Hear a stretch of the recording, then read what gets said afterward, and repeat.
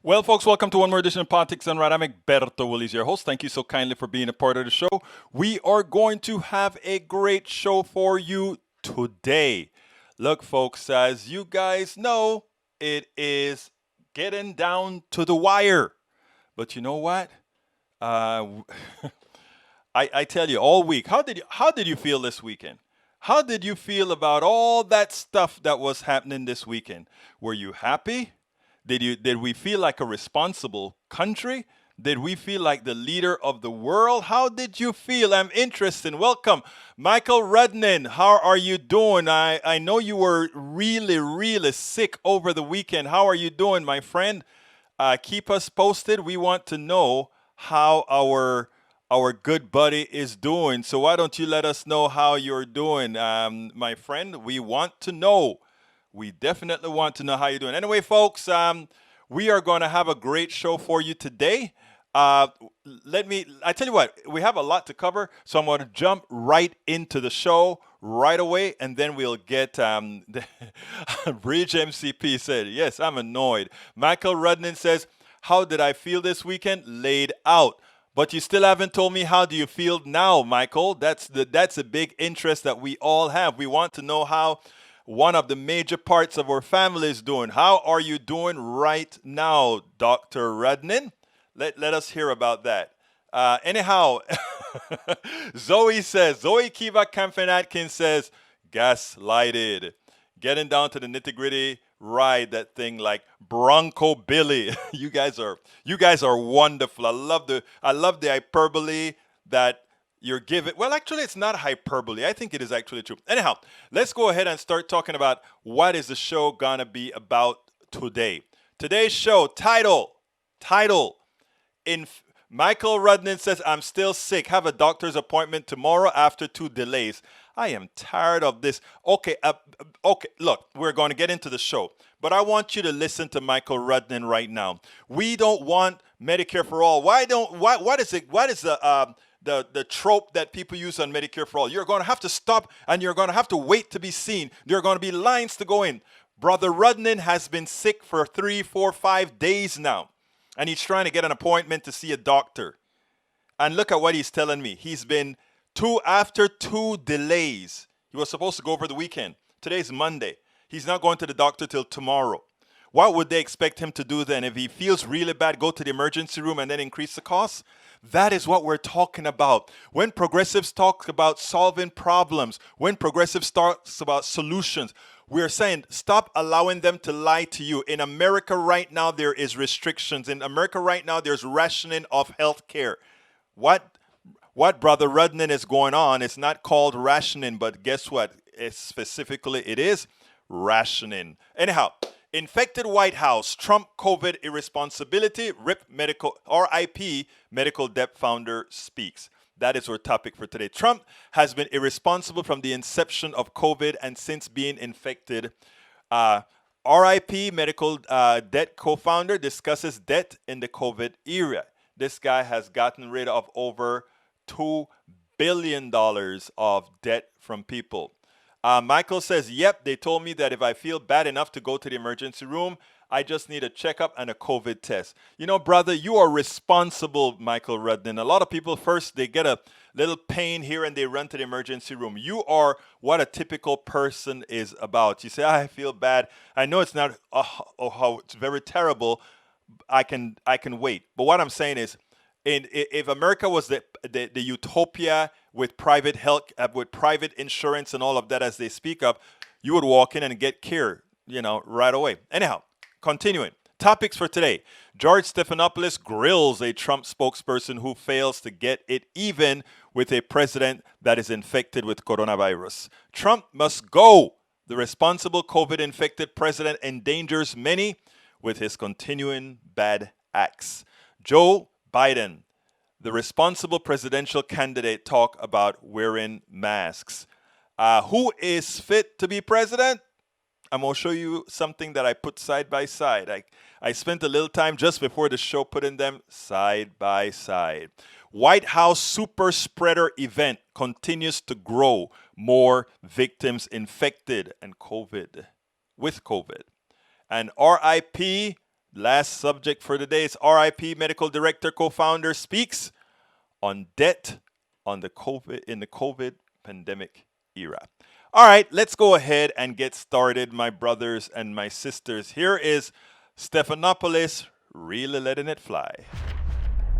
Even as the president is infected with COVID-19 and hospitalized, and we really don't know what the outcome is going to be because you cannot trust anything coming from the doctors being led by the White House, we still have the president's enablers. We still have the president's sycophants out there who simply don't get it, and the narrative they're putting out are sort of bifurcated in the way they say things, whether to wear masks or not, distancing or not. I mean, it's a complete mess. And today, Stephanopoulos really hit up one of the president's spokespersons on it. Let's take a listen to it and then take it on the other side. George, I think there's a really important point here is that President Trump had to take this head on. He had to get out there as the leader, not just of the country, but of the free world, and take this head on. This is a general in the field type moment that he couldn't just stay upstairs, hidden in the Lincoln bedroom or in the White House. He couldn't stay hidden in his basement saying, I'm going to shut down forever. People in this country, George, want to get life Jason, back to that's true. The president had to take go and do that. The president had to take it head on, but he didn't have to hold rallies where people did not social distance, where did not wear masks. He didn't have to mock former Vice President Joe Biden for wearing a mask and reporters who wore a mask. He didn't have to continue to go to event after event without wearing a mask.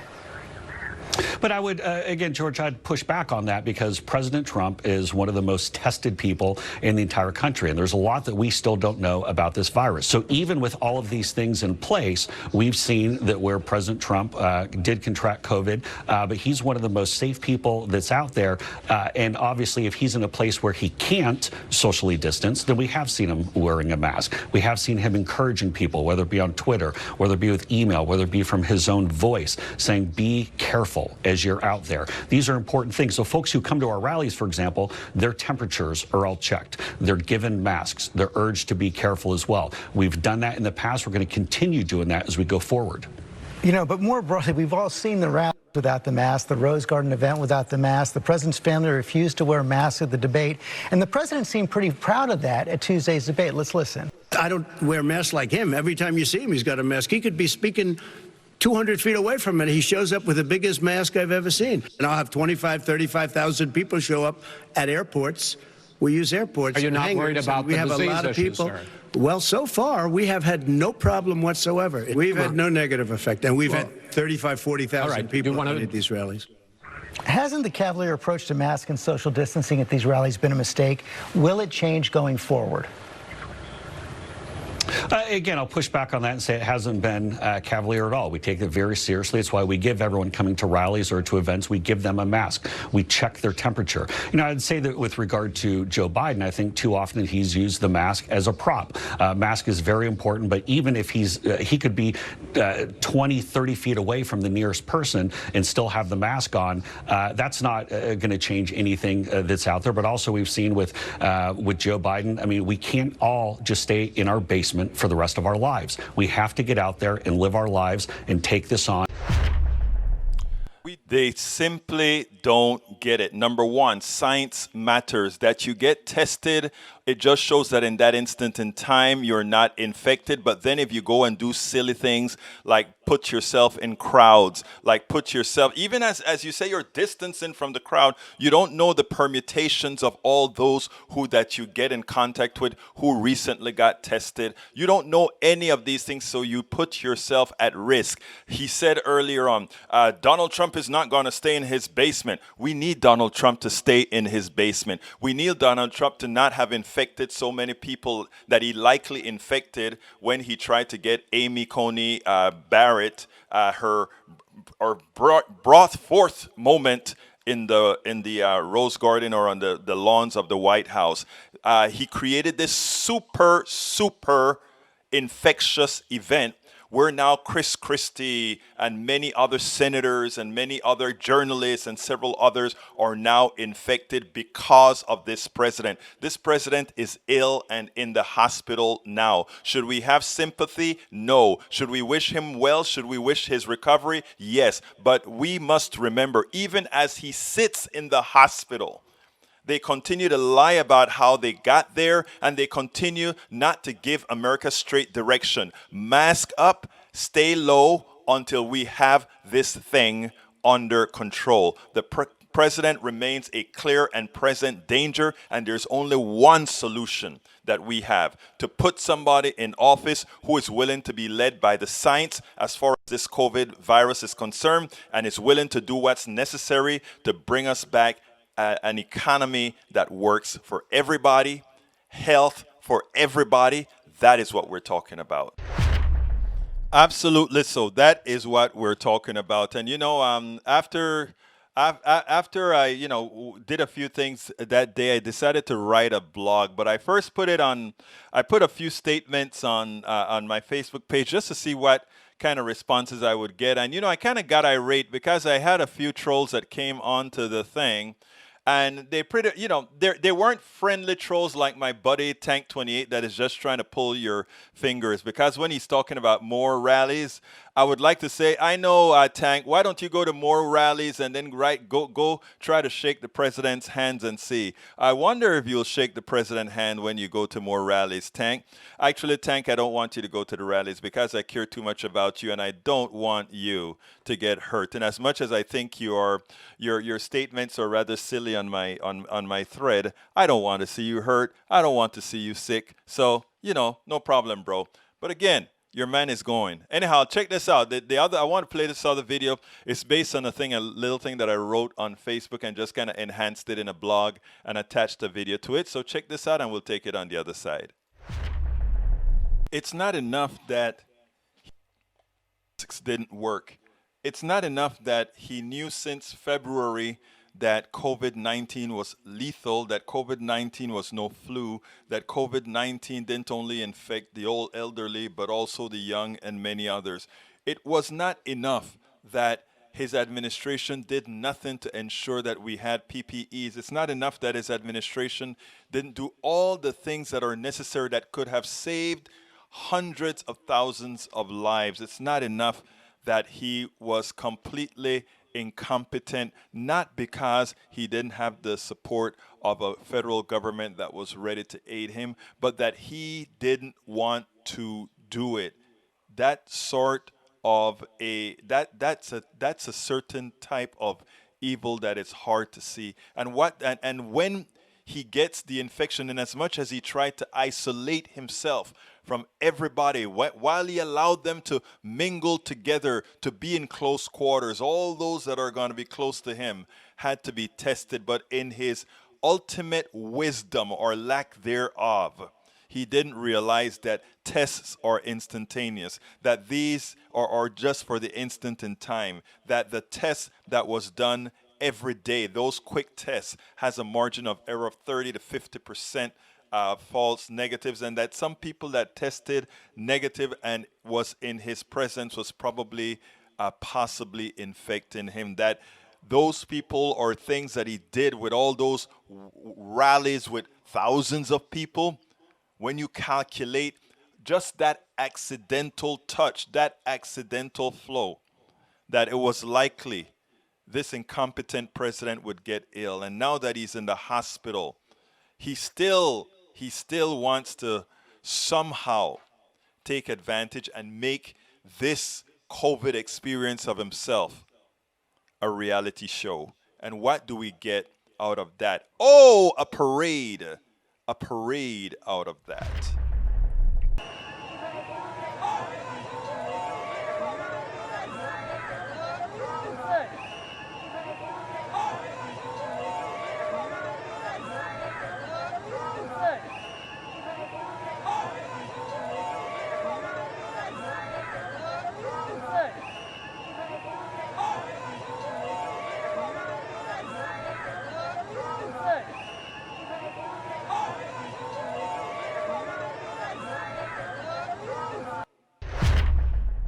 You know, I've been told by more than one member, Egberto, stop concentrating on the president and work on what do we need to do to make things better.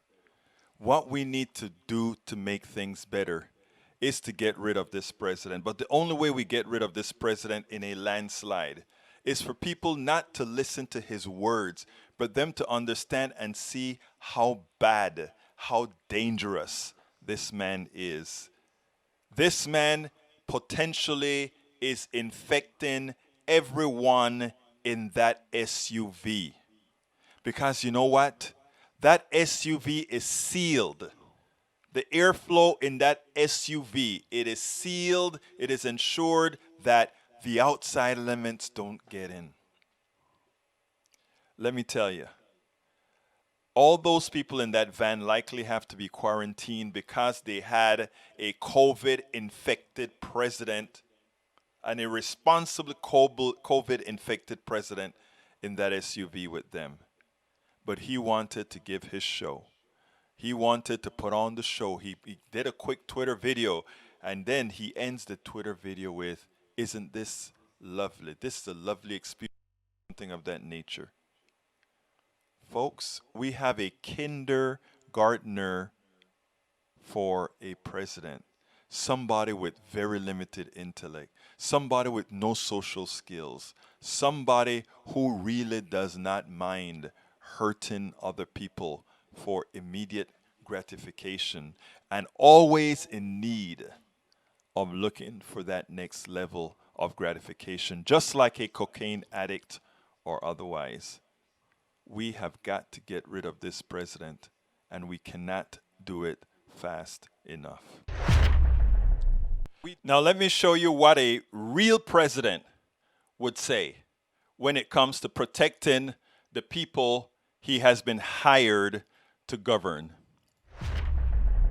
I don't want to be attacking the president and the first lady. This is not about freedom.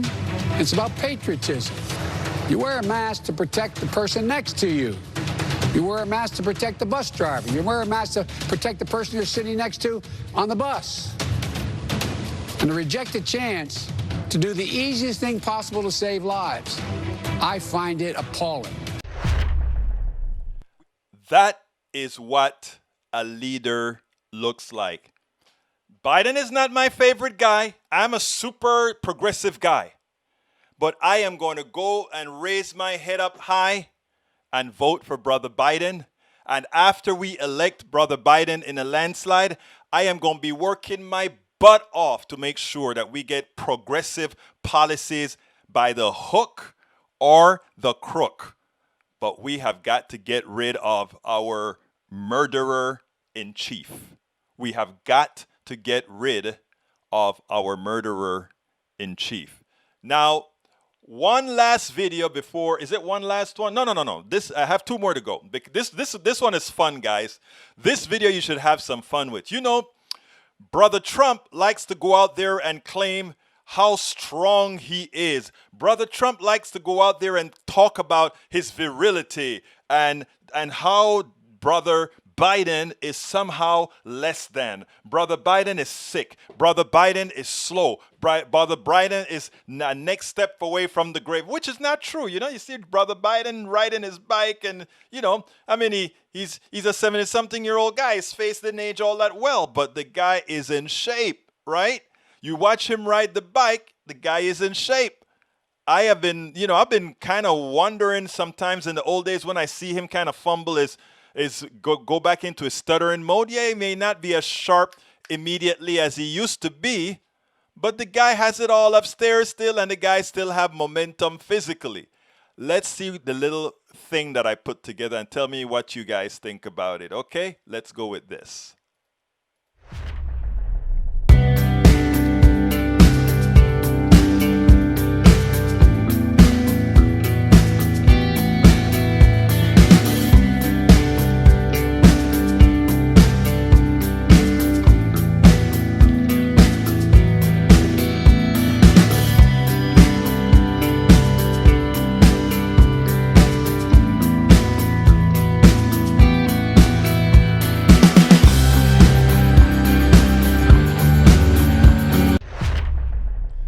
Now, you guys tell me, for those of you that are listening on podcast, we just showed a picture side by side with two presidential candidates going up the stairs to see who looks like the virile guy, who looks like the exercise guy, who looks like the person in shape going up the stairs.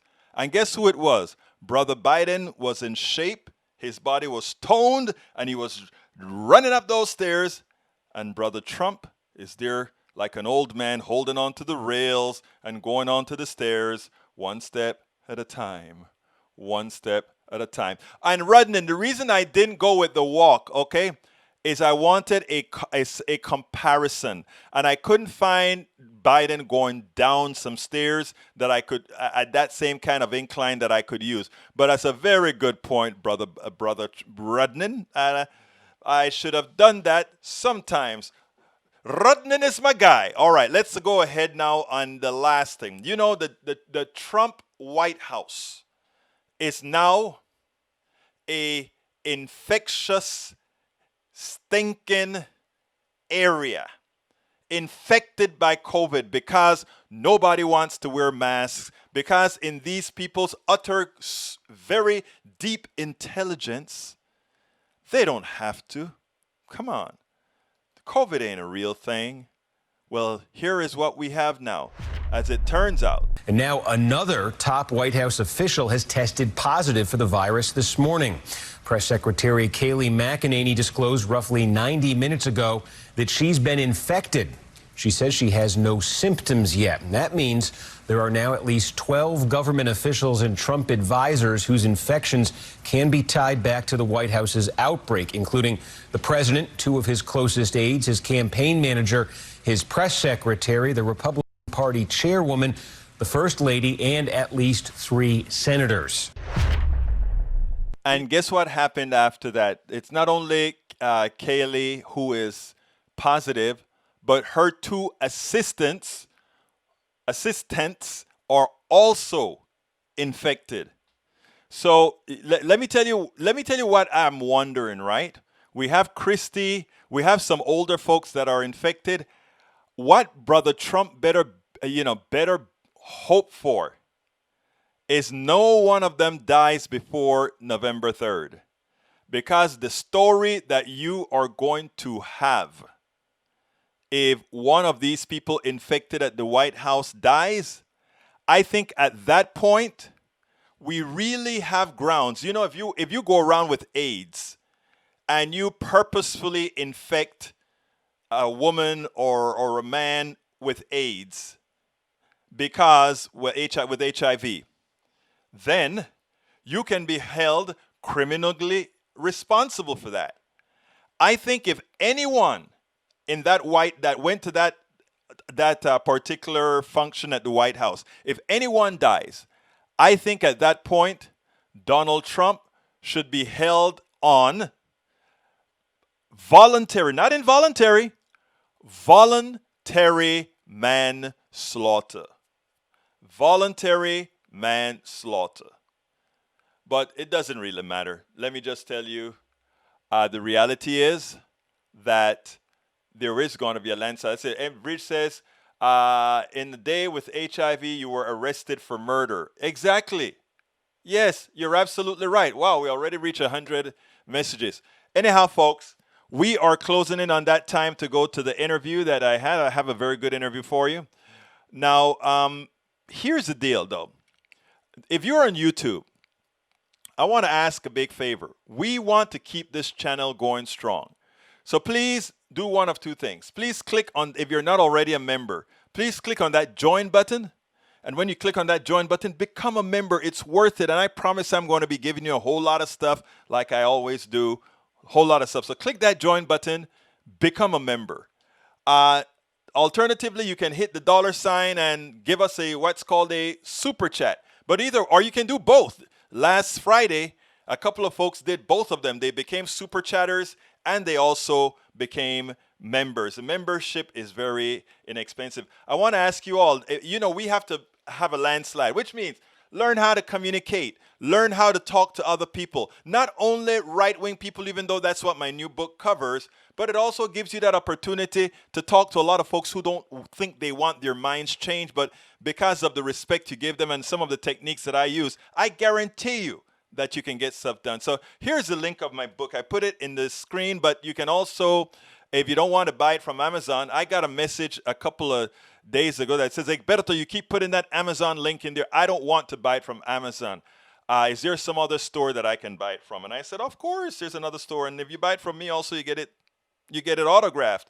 You take out the middleman, and all the books that ship from me, I autograph them. So you can go to politicsdoneright.com/store, politicsdoneright.com/store, and buy a whole lot of stuff at Politics Done Right. So you can buy the new book, which is It's Worth It: How to Talk to Your Right-Wing Relatives, Friends, and Neighbors. You can also get, this is a prima donna, man. This is As I See It. You want to learn about our economy. Thank you for that super chat. Thank you for that super chat, Lived It. You go ahead and you do this. You get this As I See It. Talk to you about the economy in a way that is easy to understand. I guarantee you that. And not only that, anything that you don't understand in either one of these books, I am here. We can discuss it. We can have it on a chat screen when we do our book reviews, all that good stuff. We can do it then. Likewise, you guys know in the olden days I had my weight problems. I solved it, and I've followed the rules, and I've kept within my 10, 15 pound range thereafter. And this is how I did it, how to lose weight now and be fit. And of course, a lot of other stuff like my cup, the Politics Done Right cup. We have T-shirts, all that good stuff. If you're on YouTube, you can also buy all that stuff. You notice on YouTube, we have a array there that you can say, hey, I'm going to support Politics Done Right by getting the T-shirt. I'm going to get the cup. I'm going to get the hat. I'm going to get the mask, all that good stuff we have. So please support us however you can. Now, so I asked you to join, do a join on Facebook if you can. By the way, our last super chat came from, from Lived It, and he says, after 3 years of hate, treason, and arrogance, we are supposed to feel bad that these bigots are infected. How's the niños in dog cages doing? Meaning, how are the children in dog cages doing? I hear you, brother, but let me tell you what I've learned. I'm going to tell you what I've really learned. What I've learned is hate. I used to hate, okay? And by the way, I'm not religious at all. I'm a humanist. But I used to have hate in me. And it's corrosive. And I tell you, I think I put this in my book not As I See It. I put it in the other book, the new book actually, It's Worth It. What I said is this. If you realize that people do the things they do because of what the frame that they've lived in, right? Then that hate no longer becomes hate. It becomes wanting to do something about it and realize that they are only a victim of their condition. And that's why, a lot of people will tell me, why are you hanging with that person? That person's a racist. And a lot of times I'll say, I know. And so what the hell is wrong with you, Egberto? I'm saying, but that's how they were conditioned. The question is, how do you uncondition that person? And this goes with racism, sexism. I was a homophobe. And I like to use myself as an example, and I put that in the book too. Because if you can use yourself as an example to the faults that you've had, it is then easy to convince others that, hey, maybe it is okay for me to change too. I don't have to be embarrassed that I have to change and all that kind of stuff. Because we're all humans, and look, I'm Black, Latino, Caribbean. We have some faults, like homophobic faults, man, that like it's sort of instituted. We're macho people. Where we come from, we're macho people, right? Come over here and you learn other things, and it's like, damn, I'm the biggest now gay rights activist, right? Because you're changing. And I'm not looking for a pat on the back. I was an asshole. Okay? But you change. So what I'm trying, that's why that is a rationale that I use to deal with people. Okay? That's the rationale I use to deal with people. So no, I don't go. I understand what you're saying, brother. Brother lived it. Yeah, are you supposed to feel for those people who got AIDS after they've been so bad? No, but what you do is you don't let them forget who they were. Nobody should forget how whatever bad thing I was. But also they should not fail to see what people have become and judge them on what they have become. That's what it's all about, in my humble opinion. Okay, another way to support us is via, and I'm going to the interview in a little bit, via Patreon. You go ahead and go to politicsdoneright.com/Patreon. That's Patreon. Politicsdoneright.com/Patreon. Patreon. I'm putting those links up. It seems like these links are not making it to, sometimes they make it to Facebook, sometimes they don't. I'll fix it where it doesn't make it to Facebook. And also you can join, if you're not on YouTube right now, you can still join our YouTube group by going to politicsdoneright.com/YouTube. And I just posted that as well, politicsdoneright.com/YouTube. Anyhow, and the last thing but not least, we also support PayPal.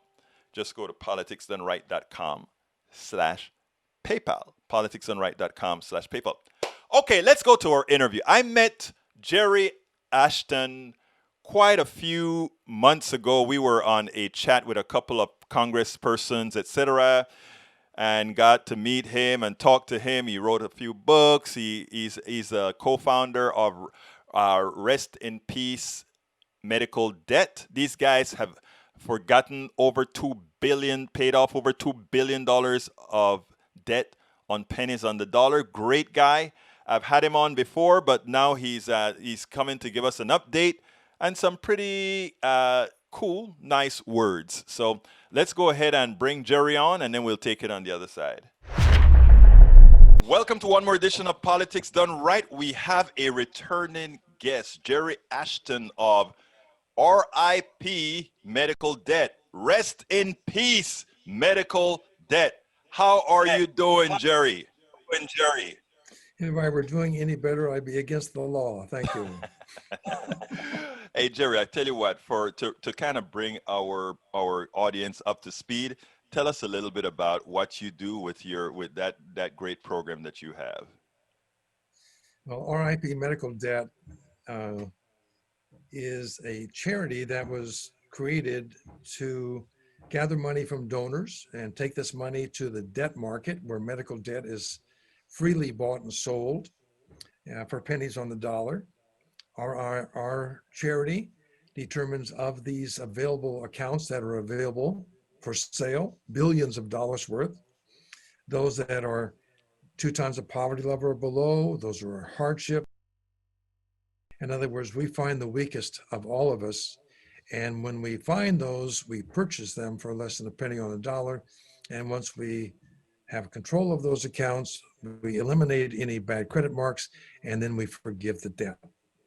That is not only altruistic, that is wonderful. Now, you've had success with paying off I think over $1 billion of debt so far. Is that right? That was a long time ago, Egberto. We are now up to $2.6 billion, and about 1.7 million families have been positively affected by our work, thanks to our donors. That is excellent work. Well, the reason you gave us a whole lot of this information in a prior visit that you had with us, and I'm going to include a link to that in this in our data right here. What I really want to talk to you about, first of all, is with this pandemic upon us, what are you seeing? Give me some thoughts on where America is at as far as healthcare debt is concerned, and where are we going? Well, when my colleagues and I'll get a copy of the book and show the title to you. When we wrote a book called End Medical Debt, there was about $1 trillion worth of debt on the backs of Americans. When COVID hit, we could see immediately that we had a horrible future in front of a lot of people. I'm speaking from the point of view of incurring medical debt. There are roughly 40 million people 3, 4, 5 months ago who lost their jobs. Maybe 10 million or so have gotten these jobs back.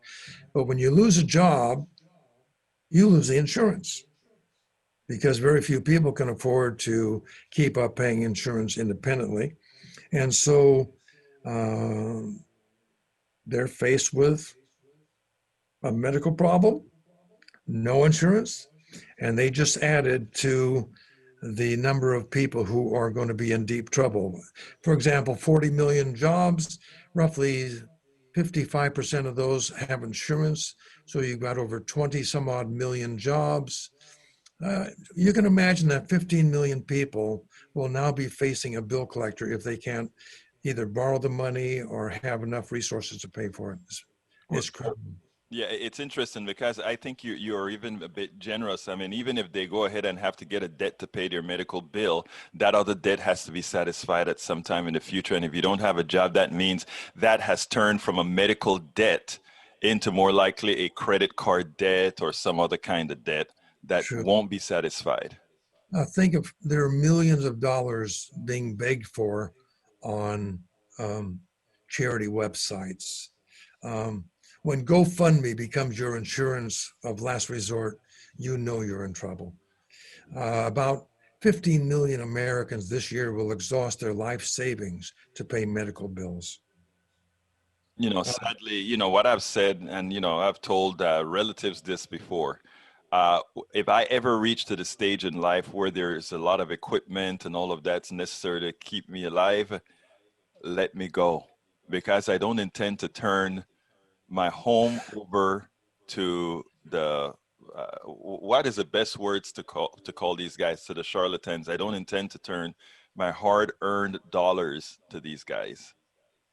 Well, since the United States, of all industrial nations, is the only nation that will allow its citizens to go bankrupt because they got sick or because they got injured, that's the first question you ask yourself or ask your friends and neighbors. Why are we even allowing this system to create the train wrecks that is creating? 60% of all bankruptcies in the United States are medical debt related. If we got rid of medical debt, 50% of all collection agencies would go out of business. That's the kind of work that's available. That is so sad. And the thing about it is there's a lot of other work that they could do other than debt collection. Think about an expanded economy. People had more money to spend where it's actually distributed broad-based, as opposed to what a lot of people don't understand, Jerry, is people would say, oh, well, the money is going to go somewhere else anywhere. But when you're concentrating the money in things like medical debt and whatever, we're shareholders. I mean, we are talking about a small select group of shareholders that own the hospitals, that own all these different forms. If those debts are eliminated and spread broad-based across the economy, it has, because of how economics work, the speed of dollars circulating, it has a much better chance of creating a more vibrant economy. But that is not what's sold by our government or by our politicians. That's because there's no money in it. That's true. There's nothing for lobbyists to turn their relationships into deposit slips, thanks to the fact that they get the ears of people who are preventing you and me from having a fair and just medical care system. Now, I want you to know that as a co-founder of RIP Medical Debt, everything I'm telling you right now is personal. As a charity, it's understandable that they need to be apolitical. As an individual, I can be as political as I care to be, and I do care to be. But in the case of charities, the line that they walk is not offending people and not appearing political.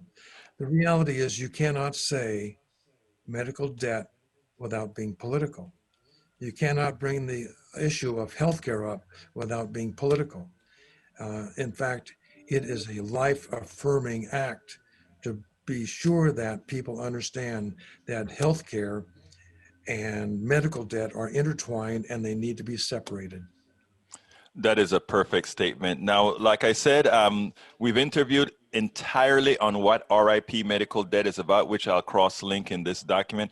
But I wanted to hear how you progressed and what you thought about COVID-19 and how it's going to affect people. So thank you for that info. But now, yesterday we had that train wreck of a debate. I assume that you watched at least part of it. I watched the whole thing.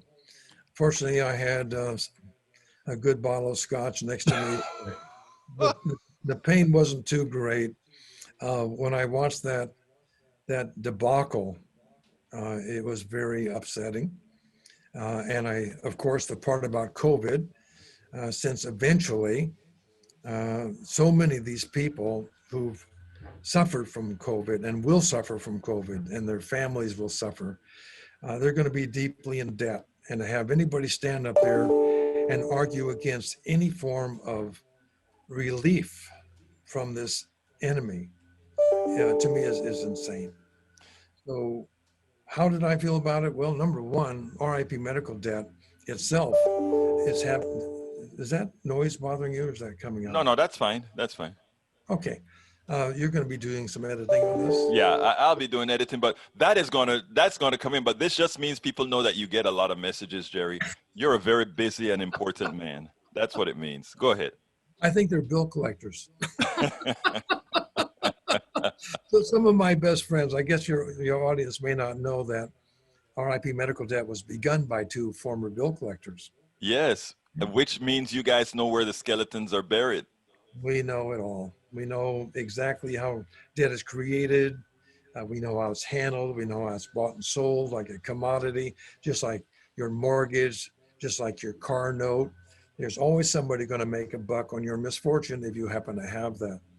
Again, that's me speaking personally, and to be understood as such. Well understood, Jerry. Well understood. I mean, look. Let me just say, you have atoned. You have redeemed yourself.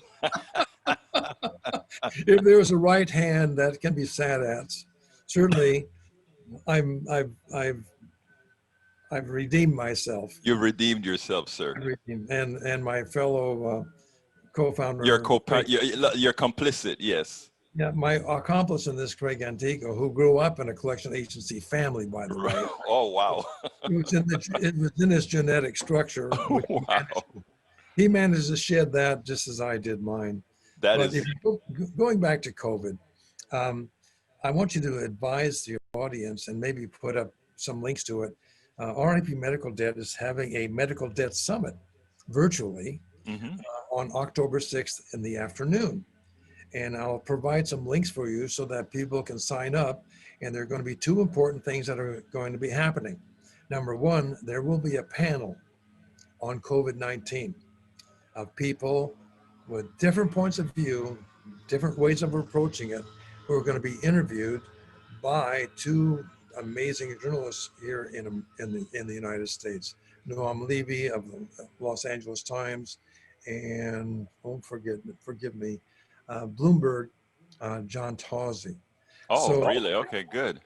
So they're going to be having a panel. One panel is on COVID-19, and the other one is on research that's being done by 4 major universities into the impact of what it means of medical debt, and also what it means to take medical debt off of people's backs. That's a study that's been going on for over 4 years now. Millions of dollars have been spent in figuring out, not just it's a rumor that people are harmed by medical debt, but evidence-based proof that indeed medical debt is a scourge that we as a society cannot afford to inflict on ourselves. I'll make sure to have those links along with the with this program. So if you send that to me, I'll make sure to get this updated. And I tell you what, we'll throw it in a newsletter as well. I think that's important. That is a rather important panel. It will be. It's going to be at our website, ripmedicaldebt.org / I'll include it. Summit. Please include that. Yes, Okay. I'll include it all. Yeah. So what would, if you had a magic wand and if you could change things, Egberto, what would you change about our present system?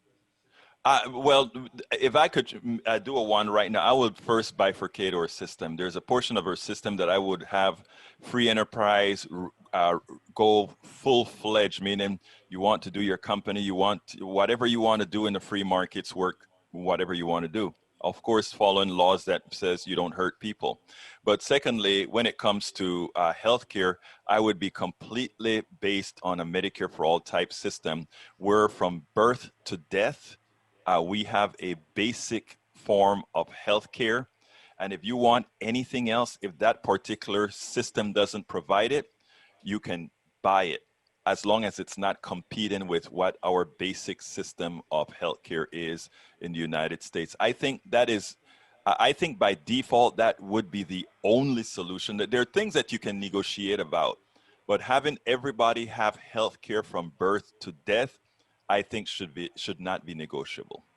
I think that's a pretty safe middle ground. Disappointment, and that is middle ground. Right. A lot of people would have you have no health insurance whatsoever and let the free market do what it will to you.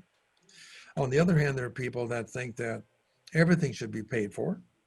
And there's some strong arguments that say even a reverse income tax, even an income for everyone, is an appropriate thing in a society in which there are fewer and fewer jobs because we're becoming more and more efficient in what we do. Our country is a national resource. Our minds are a national resource. And as such, the resource should be mined for the benefit of everybody and not just the few. So if you take a look at back in the days of when I was participating in Occupy Wall Street, the complaint then in 2011 about the bankers and the disaster that came about, they got bailed out, we got sold out. I don't see anything any different 9 years later than what's going on in this society. However, more and more people are waking up. More and more people saying enough is enough. I cannot. The dog whistles. I'm sick and tired of lefties. I'm sick and tired of people that have to be identified either by color or sex in order to make them wrong, in order to make them less than. So this is a society which is evolving, and more people are realizing that just putting on a label on somebody, number one, isn't helpful. And number two, it's not even going to further the conversation and what you'd like to see happen. Unless, of course, you happen to be a Proud Boy. That might be different. Who knows?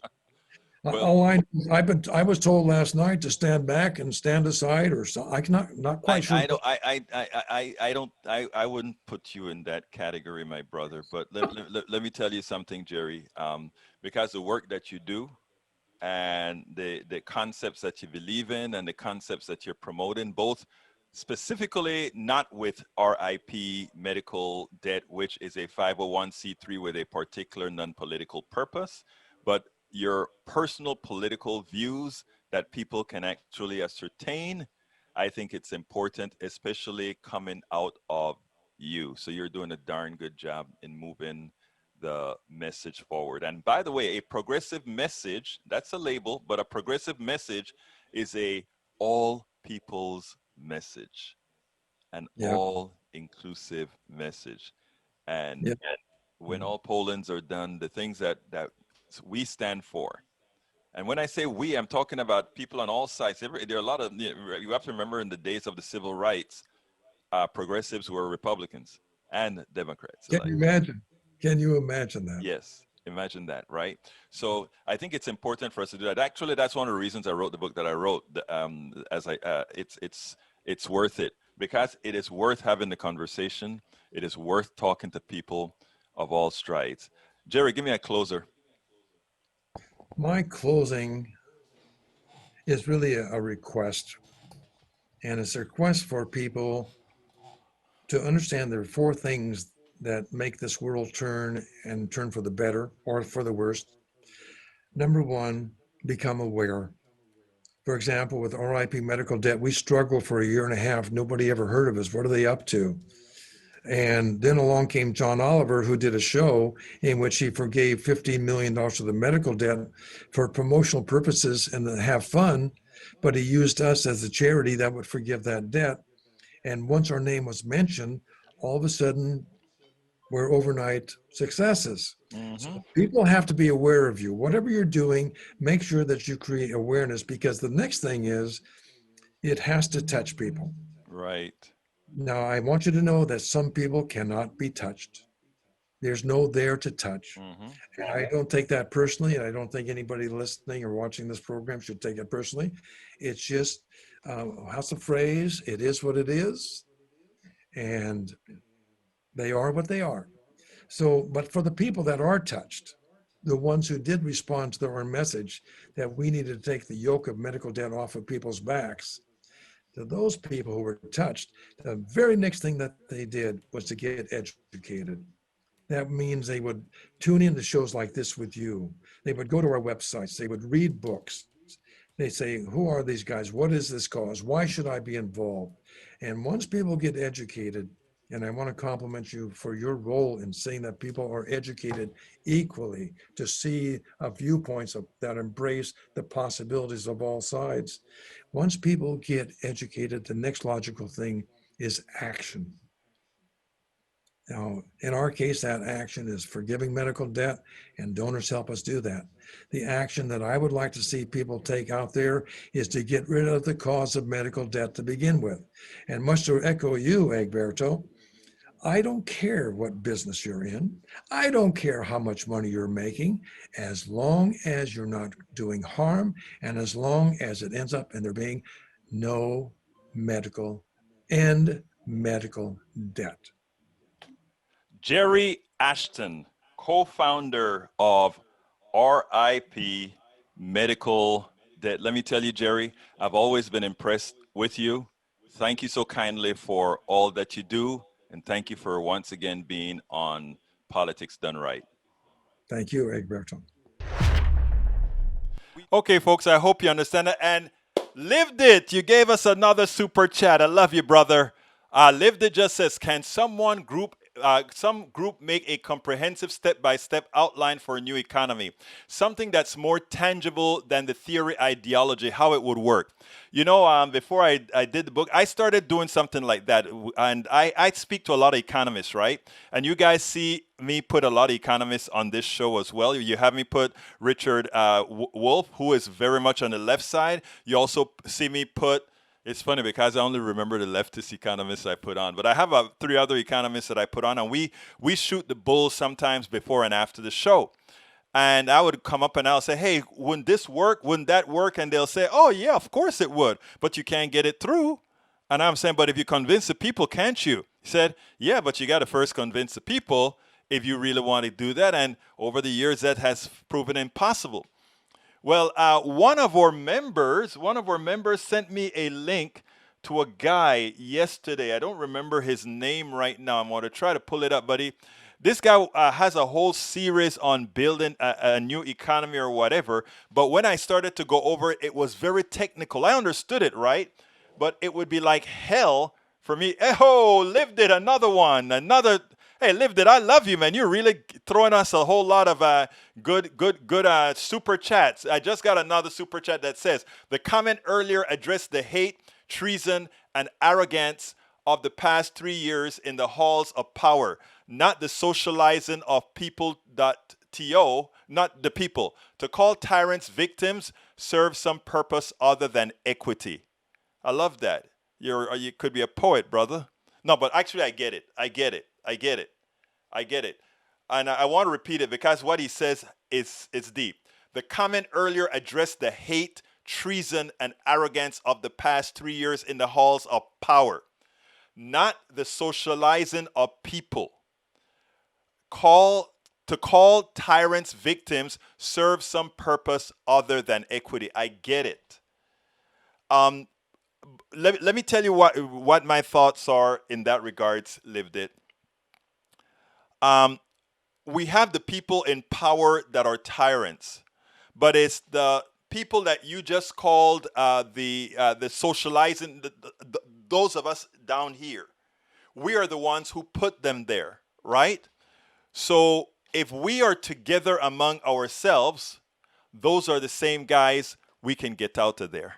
So just a thought. We can't, but it's harder to do it under fascism, meaning a second term of Donald Trump, where he completely destroys institutions, and institutions no longer function on quasi democracy, but start to function on as a real fascist state, as a real fascist state. Anyhow, we are coming close to the end. Thank you so kind. Hey guys, Lived It. You guys, Lived It just shows you up, man. Come on, be like Lived It. Start throwing those super chats, or just click on that join button if you're on YouTube. I'd like to see some join buttons on YouTube so I can say, hey, guess who joined? Guess who joined? We're coming close to the end of the show. I need to plug my book one more time. Folks, please go to Amazon. You can look, if you search for Egberto Willies at Amazon, you'll find all the books that I've written. I'm also writing a book where it's partially printed here on my, for those of you who are members through Patreon can actually read it online. That book is similar to who was just asking that for an economy? I think Fleming was asking about putting together a true economy. I think it was Fleming. I think it was Fleming. If it wasn't Fleming, forgive me. But anyhow, so that is what we're going to do with how to make America utopia. And people say, oh, utopia can't happen. No, we have all the wherewithal to create utopia. Anyway, for my book, go ahead and go to that link that I have on the screen for the book. It's at Amazon.com. If you don't see the link, just search Egberto Willies at Amazon and all my books will come up. You can also support us via Patreon. That's politicsdoneright.com/Patreon. That's politicsdoneright.com/Patreon. You can also support us via PayPal. That is politicsdoneright.com/PayPal. politicsdoneright.com/PayPal. Or you can go ahead, if you're not watching us on YouTube right now, let's say you're watching us on Facebook or Twitter or wherever, you can also just go to politicsdoneright.com/YouTube and join via YouTube. Like yesterday we had our first I didn't have a lot of people. I think I had 2 or 3 people that are members that showed up. We have a lot more members than that, but that's how many showed up for the little thing that we had yesterday where we had a topic and we just went through that topic. But what I want to do is for the members, I want to have sort of a little bit more of an intimate relationship with, with discussing things, etc. We're going to start out using the YouTube chat. Eventually, we'll go to some other platform. Well, a platform using YouTube, but that, you can, if you want FaceTime, all that kind of stuff, we'll have all together. That sort of a thing we'll do. And again, please support our store by going to store. Here is the link right there. Going to politicsdoneright.com/store, politicsdoneright.com/store. If you're on YouTube, the store is right there right under the video. You can see all the t-shirts and the cups and the masks and everything that we have there. Anyhow, look, I know you can be anywhere, folks. I know you can be anywhere, and you're here watching this. Thank you for being here, Redden. Please get better. Let us know your results from the hospital. From the doctor's appointment. Thank you so kindly for being here with me. I do appreciate you. Please remember that you can share these videos. I'm asking you to share these videos so that we get some more throughput, so that we can, at least get people thinking. Even those that disagree with us, they want to think. And a lot of times when they think, they'll come around to a lot of the ways that we think as well. My name is Egberto Willies. This is Politics Done Right. And you know how I end this, baby. I am what? Out. We spend a lot of time deconstructing the news, trying to parse it into a form that everybody can understand. We try to find those little nitpicks where it flies above the fray, etc. If you really like these videos that we do, I want to ask a big favor. Please go ahead. Number 1, subscribe to our channel. And number 2, please join if you can. Thank you so kindly for watching. Keep watching. Please remember to share. We must populate the entire internet with our progressive message, a message that we know is what most Americans say that they want. So help us, please join.